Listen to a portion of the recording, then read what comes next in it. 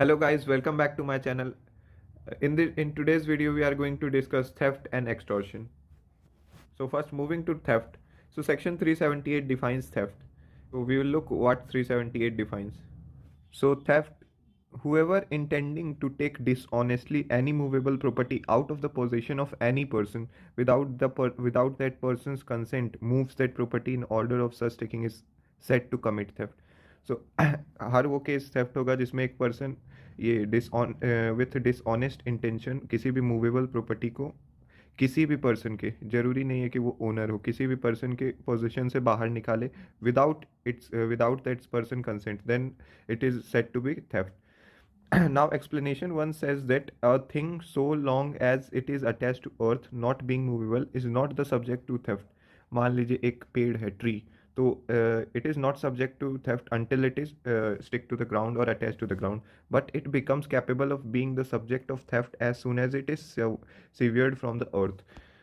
So जैसे एक tree ground से कट करके उसे हम लोग निकाल ले तो वो एक सब्जेक्ट टू थेफ्ट हो सकता है, क्योंकि थेफ्ट का बहुत इंपॉर्टेंट इंग्रेडिएंट है कि थेफ्ट में एक मूवेबल प्रॉपर्टी होनी चाहिए. सो एक्सप्लेनेशन टू ये कहता है a moving affected by same act which affects the severance may be theft. So explanation number two ये कहता है कि कोई भी मूविंग, अगर एक ऑब्जेक्ट यहाँ से अगर मूव कर रहा है इस पोजीशन पे due to the same act which affects the severance, it means that connectivity of two situation. If a person is committing theft and from his act another thing is moving from its place, so this is also can be this may be a theft. Section 3, a person is said to cause thing to move by removing an obstacle which prevented it from moving or separating it from any other thing as well as by actually moving it. So इसमें ये कहता है कि इस explanation ये state करता है कि अगर कोई पर्सन कोई भी एक ऑब्स्टिकल, जैसे कि एक बाइक चेन से बंधी हुई है, तो अगर उसे उस ऑब्स्टिकल को हटा के उस जो ऑब्जेक्ट है उसको वहाँ से ले जाने की कोशिश करता है या वहाँ से मूव करने की कोशिश करता है, तो वो भी एक थेफ्ट होगा. So explanation 4 states that a person who by any means causes an animal to move is said to move that animal, and to move everything which in consequence of the motion so caused is moved by that animal.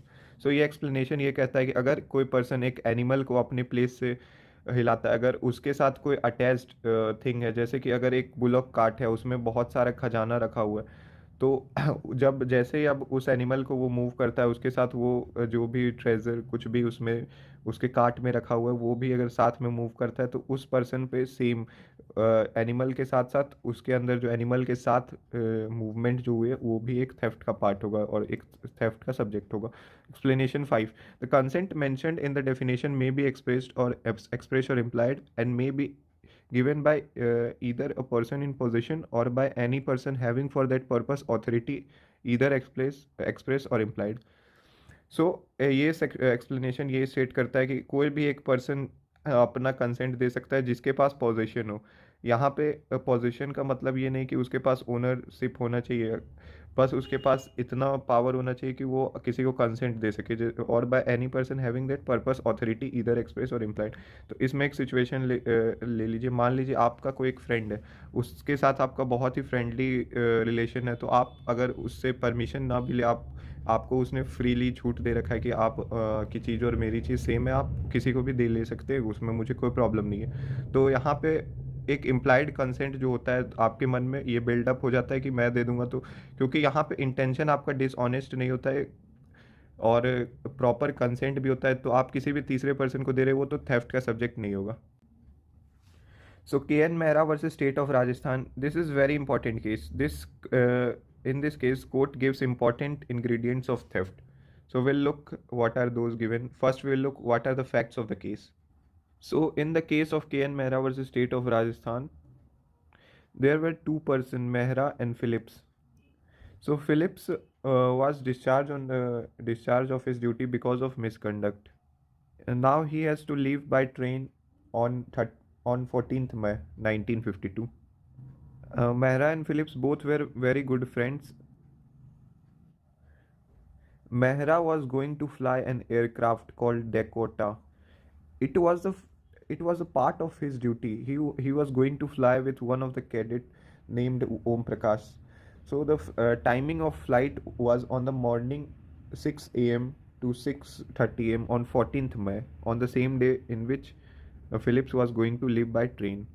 Now what they did, they have made a plan and fly and had taken the flight aircraft called Harvard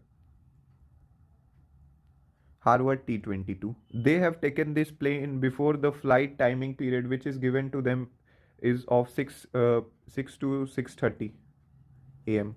But they have taken flight at 5 a.m. Now what they did, they flighted the plane and get over to Pakistan land and landed the plane in Pakistan.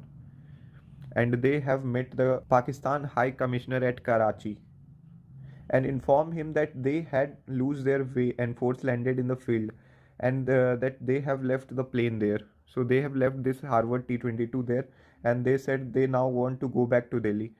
So the Indian High Commissioner arranged all the for both of them to send back Delhi, but in between, while they were on their way for Delhi, the plane was stopped at Jodhpur, which was the training camp where both of them were arrested and prosecuted for the offense of theft. So now we will look what were the contentions in this case of accused. So main contention by accused was, if they had the inclination to take the aircraft to Pakistan, they would not have contacted Indian High Commissioner. So this was the contention by them, but it is rejected by the prosecution by saying that if they have a proper honest intention of not taking the plane, first of all, the plane which was assigned to them was Dakota, not Harvard T-22, and secondly, the flight time of flying the taking off the flight is 6 to 6:30, but they have chosen an earlier time. This shows that they have a proper dishonest intention. Now adding upon this, they also didn't respond to the wireless messages from Indian aerodrome authorities at 11 a.m. So these things clearly shows that their dishonest intention to steal the flight, which is Harvard T-22. So we will see what court have given, what are the ingredients that court analyzed from this case. So the court give ingredients of the theft. First, moving or immovable property of a person out of his possession without his consent. The moving being in order to taking the property with a dishonest intention, and in this case both has been seen. So we can say this is a proper case of theft. Now moving to Avatar Singh versus State of Punjab. So in this case, it was held that electricity cannot be movable property, and that Section 378 by itself would not include a theft of electricity, but the same act is punishable under 379 of IPC. Why this is punishable under Section 379 of IPC? Because under Section 39 of Electricity Act, it was defined as an offence, and the punishment was given under Section 379. So we can say that the stealing of electricity is considered as theft. Now moving to dishonest intention. So dishonest intention exists when the taker intends to cause wrongful gain to one person and wrongful loss to another. So if a person intends to cause wrongful gain by stealing someone's property and movable property and loss to some another person, then it is said to dishonest intention. And in K.N. Mehra versus State of Rajasthan, we can see that it was said that wrongful gain or loss must involve in dishonesty, and in the same case K.N. Mehra, wrongful gain is been shown, and wrongful loss is also shown to Indian Air Force. Now moving to illustration. A sees a ring belonging to Z lying on the table in the Z's house. Not venturing to misappropriate the ring immediately for fear of search and detection, A hides the ring in a place where it is highly improbable that it will ever be found by Z, with the intention of taking the ring from the hiding place and selling it when the loss is forgotten. Here, A at the time of first moving the ring commits theft. So this example clearly shows that a person is with some dishonest intention. Still, he haven't moved the ring from the possession of the lady. Still, it is on the possession, but it is kept out of sight where she cannot find her ring. So she thought maybe my ring was lost, and now when she forgets, So there is clearly shown that he has wrongful loss. Z has loss which is wrongful, and A has profit or gain due to the Z's ring. So in this case, dishonest intention is involved without consent. So we see that if there is a consent, then there is no theft. So consent जहाँ पर भी हो वहाँ पे theft नहीं हो सकता है. So consent दो तरह का होता है, implied और expressed. सो मैंने पहले भी इलस्ट्रेशन में बताया था कि अगर किसी के साथ आपका बहुत ही फ्रेंडली रिलेशनशिप है तो वहाँ पे कंसेंट आपको देने की ज़रूरत नहीं है. तो अब एक क्वेश्चन है कि क्या हस्बैंड और वाइफ में भी थेफ्ट हो सकता है? Can theft happen between husband and wife? Answer is yes.